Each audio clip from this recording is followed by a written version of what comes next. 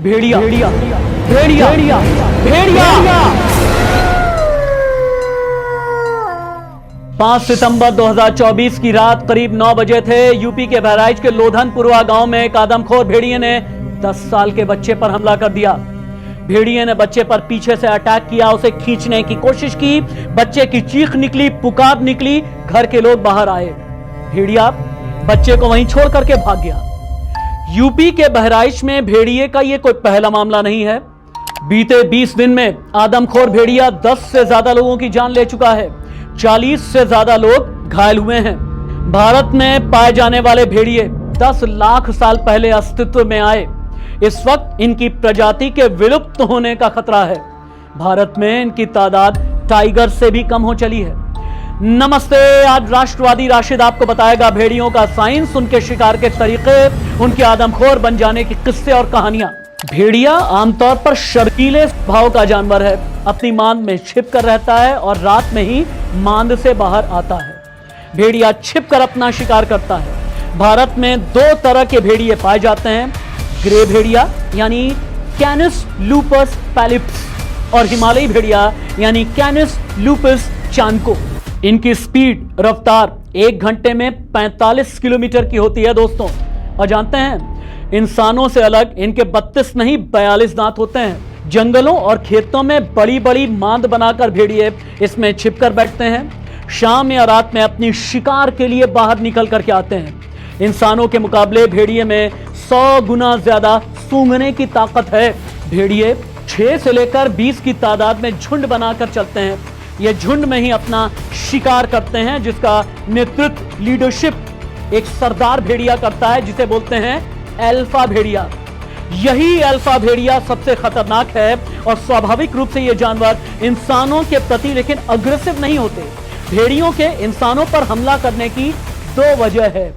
जब खतरे के हालात समझ करके परेशान हो जाए, भेड़िया अलर्ट होकर के इंसानों पर अटैक कर देता है।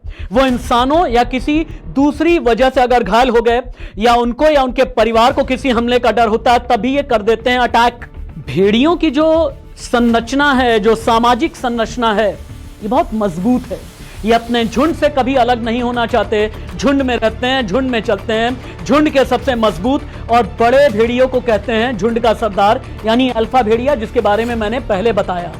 सरदार अपने ग्रुप का मार्गदर्शन करता है, रास्ता बताता है, झुंड को सिक्योरिटी दिलाता है। और यही वजह है कि भेड़ियों को 7 से 30, 40, 45 की तादाद में झुंड में चलते ही अक्सर देखा गया।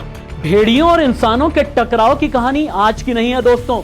19वीं सदी में कई साल तो ऐसा भी हुआ जब बाघों से कहीं ज्यादा भेड़ियों ने इंसानों का शिकार किया।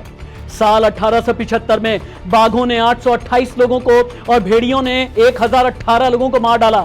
इतना ही नहीं, 1970 के दशक में दर्जनों के सामने आए जिसमें भेड़िए ने गर्भवती महिलाओं का पीछा किया, कुछ को शिकार बनाया, अटैक किया, जख्मी किया।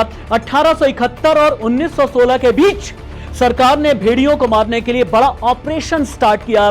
भेड़िए के बच्चे को मारने के लिए उस जमाने में 12 आना का इनाम था और नर भेड़ियों को मारने के लिए 8 आने का इनाम रखा गया।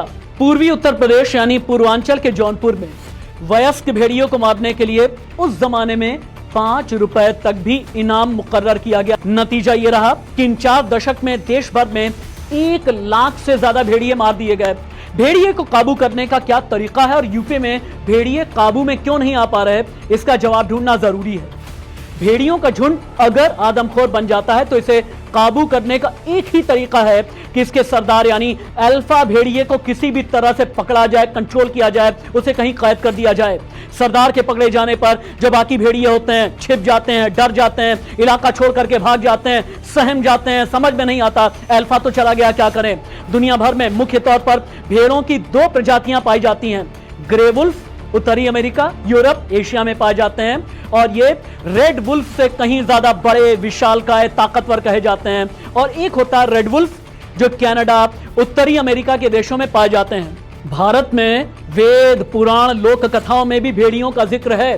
करीब 5000 साल पहले हुई महाभारत में भीम के लिए वृकोदर नाम का इस्तेमाल किया गया। वृक का मतलब भेड़िया, उदर का अर्थ है पेट, यानी भीम को भेड़िए की तरह भूखा बताया गया।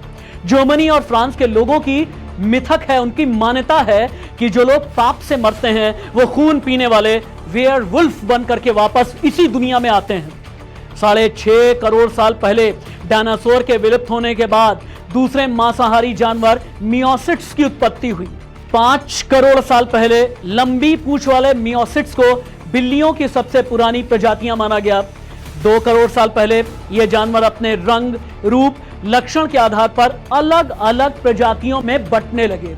कोई बिल्ली तो कोई लकड़बग्घा, रैकून, लोमड़ी, भेड़िया, कुत्ता या फिर भालू बनता चला गया। भेड़ियों का इतना आक्रामक रवैया सामान्य बात नहीं है। रेबीज के इन्फेक्शन से भेड़ियों का अग्रेशन बढ़ता चला जा रहा है। हो सकता है इनके अंदर रेबीज का संक्रमण हो। यह जरूरी है कि अब तक पकड़े गए जितने भी भेड़िए हैं उनका मेडिकल टेस्ट कराया जाए, रिसर्च की जाए, ताकि यह पता लगे कि कहीं उनमें रेबीज का इन्फेक्शन तो नहीं है। अगर है तो यह कितना घातक है। यह बात सामने आ रही है कि एक भेड़िया लंगड़ा है, पांव नहीं है। अब संभव है कि पहले यह इंसानों की आबादी वाले इलाके में घुसा, लोगों ने इसे पकड़ा, दौड़ाया, मारा, पीटा, उसके बाद ये लंगड़ा हो गया।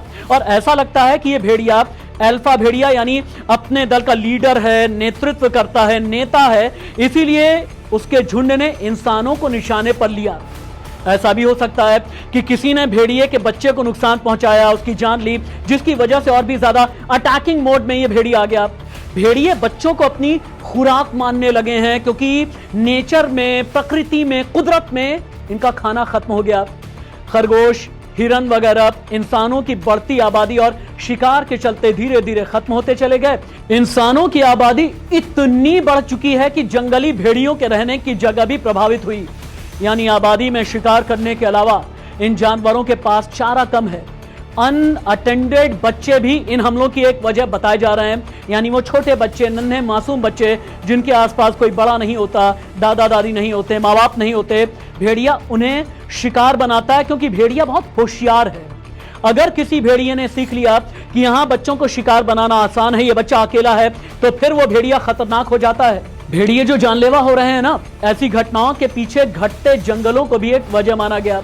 जाहिर सी बात है, अगर जानवरों की जगह पर इंसान कब्जा कर लेंगे तो जानवरों और इंसान के बीच टकराव बढ़ेगा, आक्रमण बढ़ेंगे, अग्रेशन बढ़ेगा। और इसी का नतीजा है यूपी का पीलीभीत, इसी का नतीजा है अवध से लेकर के पूर्वांचल तक की वो घटनाएं जहां पर भेड़ियों का आतंक है। याद रखिए दोस्तों, भेड़िए दुश्मन नहीं है, कोई भी जानवर दुश्मन नहीं होता। ये दुश्मन में तब तब्दील होते हैं जब इन्हें छेड़ा जाए। कुदरत के साथ में खिलवाड़ न किया जाए। कुदरत के साथ में खिलवाड़ का नतीजा कोविड यानी कोरोना के तौर पर हम देख चुके हैं और अब भेड़िया आया है। न स्याही के दुश्मन न सफेदी के दोस्त, हमें आईना दिखाना है, दिखा देते हैं। नमस्ते।